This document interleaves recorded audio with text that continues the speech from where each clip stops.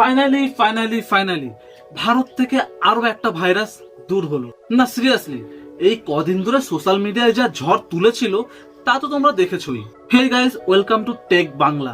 তো আজকে নিয়ে চলে এসেছি একটি নতুন টেক নিউজ। আজকের দিনে দাঁড়িয়ে এআই কত কিছু না করতে পারে। আমি কিছুদিন ধরে চ্যাট জিপিটি আর গ্রোক ইউজ করছিলাম না, রিয়েলি আই এম শকড।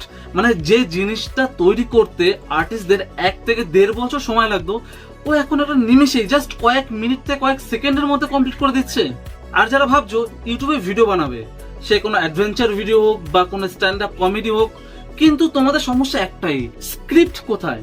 এই সমস্যারও সমাধান কিন্তু আছে। বেশি কিছু করতে হবে না, তোমরা শুধু চ্যাট জিপিটি অথবা গ্রোকে গিয়ে লেখো যে তোমার কি ধরনের স্ক্রিপ্ট দরকার। লিটারেলি ও তোমাকে একটা বড় স্ক্রিপ্ট দিয়ে দেবে, যেটা ডায়লগগুলো শুনে সত্যি তোমার মনে হবে এটা এআই করেছে না কোনো প্রফেশনাল আর্টিস্ট লিখেছে এটা। আর এই নিউজটা আইকিউর তরফ থেকে। ভাই আইকিউ কি করছে না, লিটারেলি আগে আমরা ভাবতাম 5000 mAh, অনেক ব্যাটারি তো 6000 mAh, ওয়াও এত ব্যাটারি সারা দিন চলে যাবে ভালোভাবে গেম খেলে। আইকিউ নিয়ে এসছে 7300 mAh ব্যাটারি, মানে লিটারেলি একটা পাওয়ার ব্যাংক ঢুকিয়ে দিয়েছে। এবার তোমরা ভাবছো কোন ফোনটা, বলে দিই একবারে, আইকিউ Z10 আর Z10X। মানে শুধু ব্যাটারি তো ভরে দেয়নি, এর মধ্যে প্রসেসর, ডিসপ্লে, স্পিকার সব এক একটা দুর্দান্ত। আমরা সবসময় কলার আইডি চেক করার জন্য থার্ড পার্টি অ্যাপ ইউজ করি, কিন্তু থার্ড পার্টি অ্যাপ ইউজ করলে আমাদের ডাটা কোথাও লিক হচ্ছে না তো, এই ভয় সবসময় আমাদের মনের মধ্যে থাকে। এই ধরনের সমস্যা সমাধানের জন্য আমাদের এই কোম্পানিগুলো বিভিন্ন ধরনের কোম্পানির সঙ্গে টাই আপ করছে। আর ভাই OnePlus কি করছে, মানে ও চাইছেটা কি? মানে আমরা যে প্রসেসরটা 70,000 থেকে 1 লাখ 1.5 লাখ টাকা দামের ফোনে পাই, ও লিটারালি তার অর্ধেক, প্রায় অর্ধেক টাকায় দিচ্ছে। OnePlus এর তরফ থেকে কিন্তু আরো একটি নতুন ফোন লঞ্চ হচ্ছে, OnePlus 13T। এটা আপাতত চায়নায় লঞ্চ হবে, যেটা 24শে এপ্রিল 2025-এ। আর এই ফোনটাতে আছে 8 Elite, যেটার অন্তত স্কোর 30 লাখের উপরে। মানে জাস্ট ভেবে দেখো, 30 লাখের উপরে, আর সেটাও একদম চিপেস্ট দামে।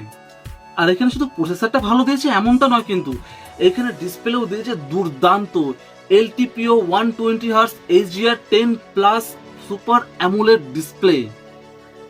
মানে ওয়াও, এক কথায় ওয়াও।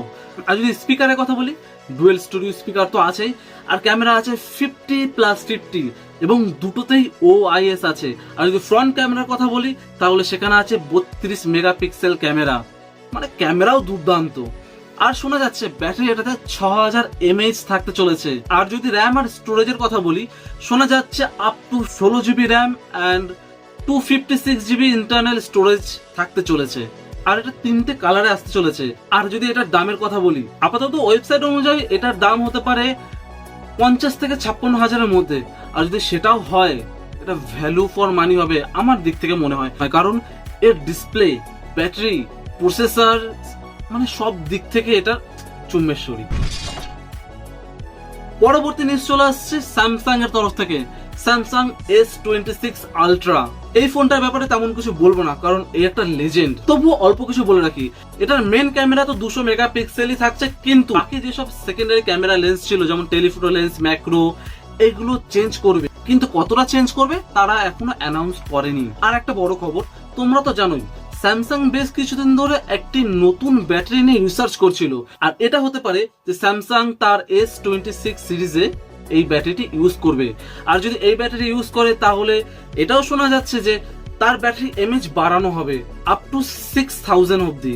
কিন্তু আমার মনে হয় না, 5200 থেকে 300 অব্দি বন্ধ করে দেবে, এর থেকে স্যামসাং বেশি কিছু দেবে না। আর যদি নর্মাল S26 হয় খালি, তাহলে ওইখানেই 4990, 4996 এটুকুনি থাকবে। তো বন্ধুরা, আজকের টেক নিউজ এটুকুনি। যদি ভিডিও ভালো লাগে, লাইক, সাবস্ক্রাইব করো। দেখা হচ্ছে পরের ব্লগে। Tata, bye bye.